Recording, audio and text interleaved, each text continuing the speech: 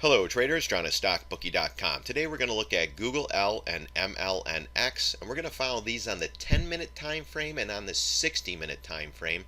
These two trades we took on an intraday basis on our live stream on Friday 10/26/2018. So hopefully you were there and hopefully you caught these for some nice gains. So let's go right into the charts. We're into the 10-minute time frame. And first, you know what? We're going to go back to the Google live stream that I had, and right at 1 hour and 37 minutes into the video, that's when we started looking at the Google L. So let's play this for a second here. This is right when we got into the trade, so I'm going to play this video for you right now. Gosh, I'm missing it. I'm missing it. Oh my gosh, I'm missing it now. And if this, oh man, just be careful. You know what though? Let me see something on Google.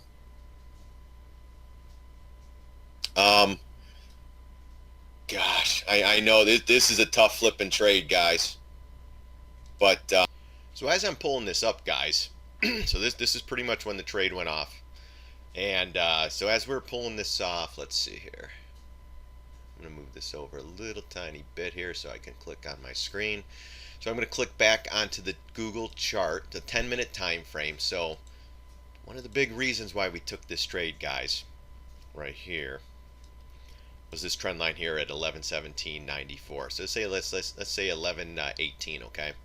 So when this thing came up, it tried getting above, nice little bear flag, down it goes, retraces right up, comes in, retraces, trying to hold that area, came right back in, retraced in, came right back down, retraced right to that line, came back down. What happened again today, guys? Retraced right to that line, okay? So let's go back to the video. Let's play a little bit more. I kind of like Google here for short. I mean, it's going totally against the grain, especially on the squeeze. But if the markets pull back towards the end of the day, this is going straight back down. All right, guys, I am taking Google short. Let's see if we could go a little. Let's see if we could get up a little more here. All right, you get the extent of the trade, guys. This is where I tell everybody, hey, it's still a high-risk trade. I love this area, the 111.17 area or 11.17 area. I love the fact that we went straight up into it.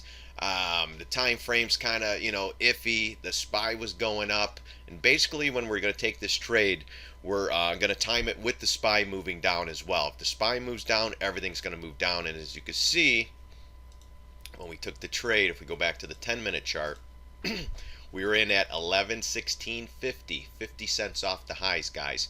When this thing started coming in, we started taking half off, and then the last half off here. So on the video, though, guys, explains, why we took it. I just wanted to show you guys here. Let's go a little bit further. So I'm explaining to everybody it's a high-risk trade. Go small. And I'm looking at the rest of it going, all right, is this the right area? Do we wait for a little bit higher? So listen up. All right, there we go. Holy cow. This is going to be a tough trade, guys. Go very, very light on this one. All right, I'm in at 111.1650. 111.1650.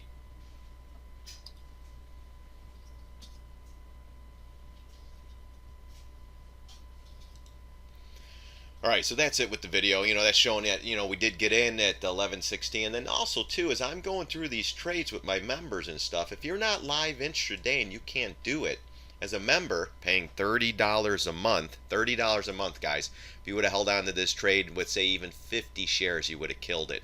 100 shares would have been phenomenal trade. So a lot of people don't have that size of an account, but even 50 shares. This thing pulled back over $50, guys. The low after it was said and done was 1064. Great trade there. Of course, we didn't pull that off. For me, here's the trade right here on my Twitter. So as we take the trade at 10:07, we took it at 11:16.50. We sold half at 11:09.75, sold the last half at 10.95. As this thing was tanking, I was telling everybody, please, please cover if you did not already, because it is Google. It could go straight up in our face. So, but the other reasons, guys, And this is why we're looking. This is what I was looking at. So as it's going up, 20 MA, 50 MA, gap fill, 1100 even number, 1110, 1115, and then you got this double top with the one, 1118 area that every time it hit, it came back. We still had protection just in case if this thing went up. That's why if we went light, just got to have a little more room to add a little bit more. Our last line of defense would have been the 1150, so it would have been 30 bucks more. Then this would have been another huge area. So we took the shot right here with a lighter position. That was the right thing to do. But looking at this though, look at the SPY. So right when we took this trade, what was the SPY doing? SPY started pulling back, guys. So we took the trade right at 11 or 10:07, all right, right around 10 o'clock, right in these two areas.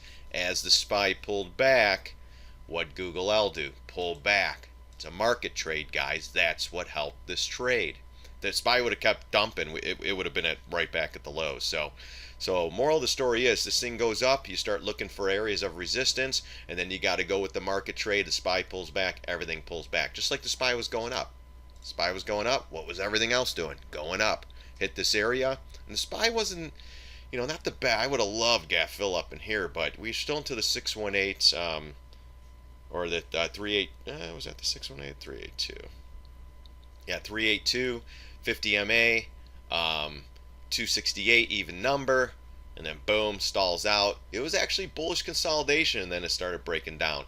So I was telling everybody in my video or the live stream, hey, we need the SPY to pull back. It's going to be a market trade, and boy, did it pull back, guys. That was a great trade. Everything posted.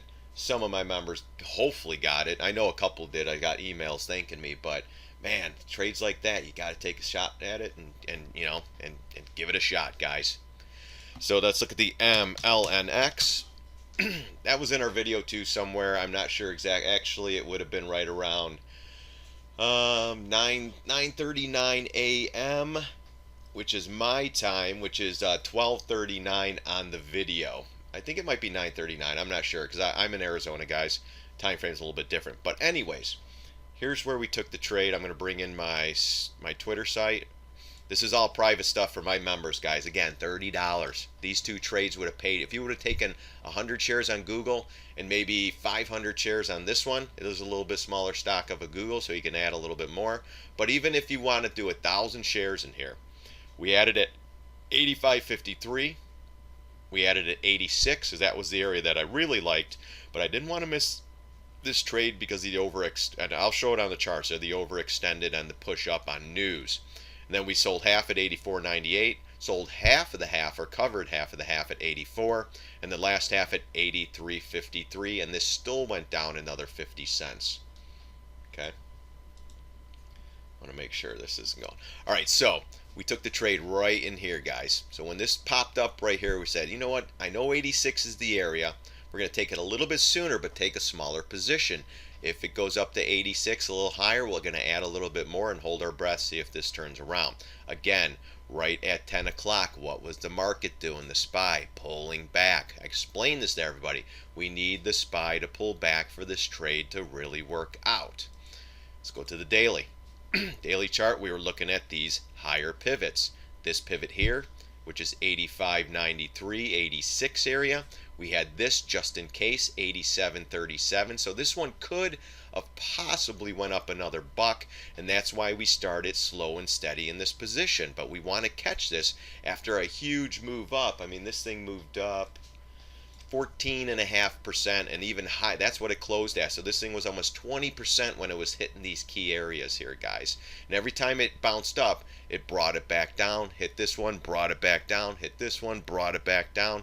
So even if we got into this trade and it did not pull back and we just said thank you very much, I would have held this. I like this for a swing trade. I like these areas up here. Even if it went a little bit higher, it wouldn't have been a huge deal. But you have to at least save a little bit more just in case. Don't go all in. And remember, guys, 10% of your total portfolio in these share size positions on a swing trade. Intraday, you could go a little bit more, but we still went light on this one just in case. And bam, we got the pullback, guys. $3 off the 86 level. Went 86 to 83. I mean, that was great. We were already out. And when it was kissing this 20 MA, that's when we sold for the first half, or covered the first half. Then it clicked, started selling, then sold. And, you know, we almost got the full $3, but, you know, that's the way trading is, guys. Going into a Friday, going into the weekend, thank you very much. On to the next one. But again, guys, live streams, watch for those. Don't forget to subscribe down here in the right-hand bottom corner. You can sign up for a free membership at mystockbookie.com. You'll get some videos there, but the $30 membership, guys, these two trades, the Google L and the MLNX, would have killed it. We also had puts in the Amazon and Google. You know, it was one of those, at the end of the day, when I was telling my members, I was like, hey guys, I'm thinking about doing this. One put in Google, one put in Amazon, just as a spec play. Honestly, it was still a bigger trade, guys. It cost me a couple $1,000s. Here's the post on this one. Bought one put, Amazon 1600 November 16. I spent $2,008 plus the trade, so whatever, 2013. We sold these at $52.95. $52.95, guys. One trade. Boom in, boom out. Thank you very much. On to the next one, all right? So the Google trade did not pop up as good, and that was another one, guys. As soon as I got my money, I was done with the trade. That one, again, not as good, but bought one put, Google L. November 16th, 1133, sold at 1847. I think they went as high as maybe 22, 23, but you know what? I'm done. I'm out. Not going to mess around. But those two trades alone would have paid 5 years of a membership. And then we had two. I don't want to show too much on my Twitter feed because it is my private Twitter feed. But we also bought a couple SPY puts and Q puts. And those, I'm looking for the posts on those. But I also have a list where all these are marked down, where all the trades are. A lot of the, right there. Yeah, I try to keep them all together on a feed, but sometimes it's just hard because I'm just telling people, get out, get out, get out, get out. So, but we bought puts well, we bought puts on the Qs and the SPY, got paid on those, and just been killing it, guys. We have over 400 trades on the year. We're right averaging about 80% win rate, 79. We added a couple more trades in the last couple of weeks, and those are a lot of winners on those, but just been killing it this year. Now we're looking to do more live stream stuff. Come join the website, guys. I'm doing more live streams for everybody, and we're going to make a crap load of money in the next couple of months. So, all right, guys, that's going to be it for these two trades. It was all on my live intraday stuff on 10/26. Come join the fun. Subscribe to my YouTube channel. Do all that stuff. Like the videos. And let's keep rocking these markets, guys. 80% win rate. Can't complain with that. So become a member, and let's make this happen, guys. All right, thanks again for stopping by. I really do appreciate it. God bless. See you on the charts.